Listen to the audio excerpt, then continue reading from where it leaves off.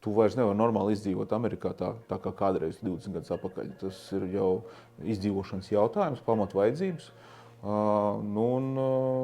Šie ir jārisina tūlītās, tās spriedzes dēļ šī arī ir radusies.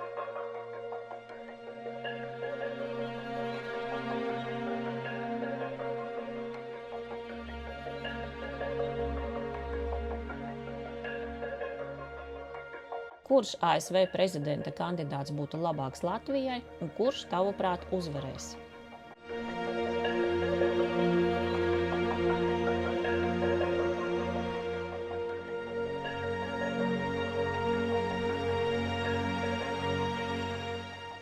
Man šķiet, ka pastoties arī vēsturē, Amerika vienmēr bijusi ļoti atbildīga ārpolitikā. Es nestādos priekšā, kad viena persona ir spējīga, kā prezidents, tik viena ietekmēt ārpolitiku Amerikai. Es domāju, tā būtu utopija, ko daudz tā teikt liek uz kanti, kā jūs man arī prasat. Es nedomāju, ka tā būs tik izšķiroša, protams, ka tas var iespēdot, bet tik izšķiroša nevar būt. Tas nekad nav bijis. Amerika ir vienmēr bijusi daļa no visas globālās ārpolitikas. Tā vienā dienā to izdzēst nevar.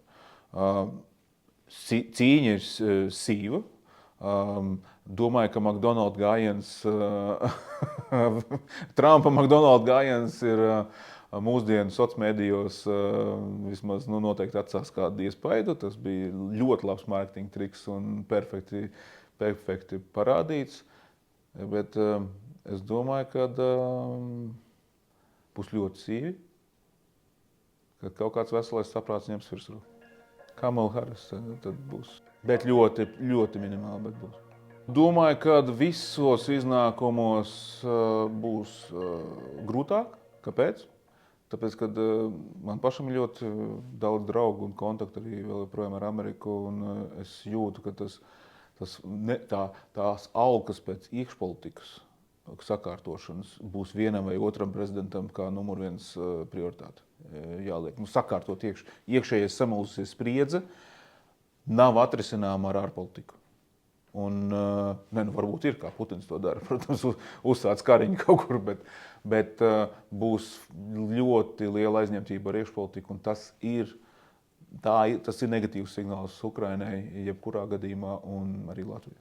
Tu domā, ka neatkarīgi no tā, lai arī kādi būs vēlēšanu rezultāti, Amerika nodarbosies ar sevi, nevis ar ārpolitiku? Nāksies vairāk. Tas cik ļoti ir polarizējusies vide, ir trīs ļoti negatīvi faktori sagājuši kopā.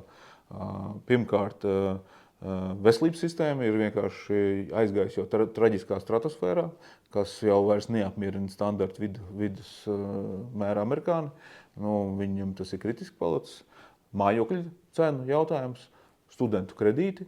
Tie trīs faktori, kur tu vairs nevari normāli izdzīvot Amerikā tā kā kādreiz 20 gadus atpakaļ. Tas ir jau izdzīvošanas jautājums, pamatvajadzības. Šie ir jārisina tūlītās, tās spriedzes dēļ šī arī ir radusies liela. Protams, kas ir šis plaisas vēl jautājums, kas ir šīs frontes ir jāsaliek kaut kā kopā, jo tas ir neveselīgi, kā tas ir noticis. Tāpēc uz iekšpolitiku būs daudz lielāks uzsvars. Ārpolitika, protams, paliks, bet viņai tās kapacitātes nebūs. Tāpēc man nepatīk tas, un es uzskatu, tas mazinās vēlmi palīdzēt Ukrainai līdz galam.